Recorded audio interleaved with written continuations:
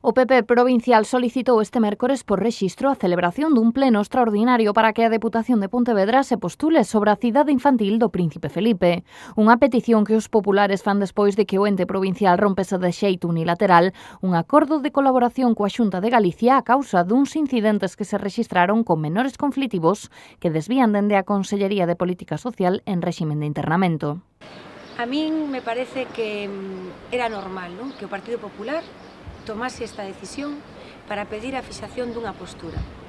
O que temos en este momento solamente seguro é unha carta que teño aquí unha copia donde a Deputación de Pontevedra lle dice á Xunta de Galicia que a partir do 30 de xuño non lle envíe máis nenos, que se rompe un convenio e que os menores que están internos e os menores do centro UPA pois hai que buscarlle outra ubicación porque a Deputación o rexeita. Que asunto tan delicado. Precisamente o centro de día pois é unha das salidas, non, que ten esta cidade, pero efectivamente non é a máis importante.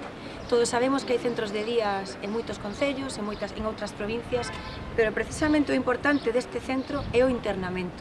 Este mércores, nunha comparecencia ás portas do Pazo Provincial, a voceira popular Nidia Arévalo afirmou que solicitará a ratificación deste convenio coa Xunta de Galicia. O primeiro é a ratificación do convenio de colaboración entre a Deputación de Pontevedra e a Consellería de Política Social no que é referente a este centro coa vixencia de 1 de decembro de 2016 ata 31 de decembro de 2017. Declaración de apoio ao mantemento da totalidade dos servizos prestados na cidade infantil, especialmente na unidade de primeira acollida e o réximen de internamento. Os populares incidiron na mañá deste mércores que queren que se lle revoquen as delegacións a Carmela Silva en outros deputados no sentido de unificar a xestión. Revocación das delegacións da presidenta noutros deputados no sentido de unificar a xestión. Algo que non dixen antes. Non pode ser que unha parte de Príncipe Felipe dependa dunha deputada do BNG e outra dunha deputada do Partido Socialista. Evidentemente, esta é unha das consecuencias de estos pactos que solamente sirven para sacar o Partido Popular fora dos gobernos. E, en realidade, despois non hai entendemento, non hai diálogo e non hai comunicación. Esta é a falta de comunicación entre o goberno.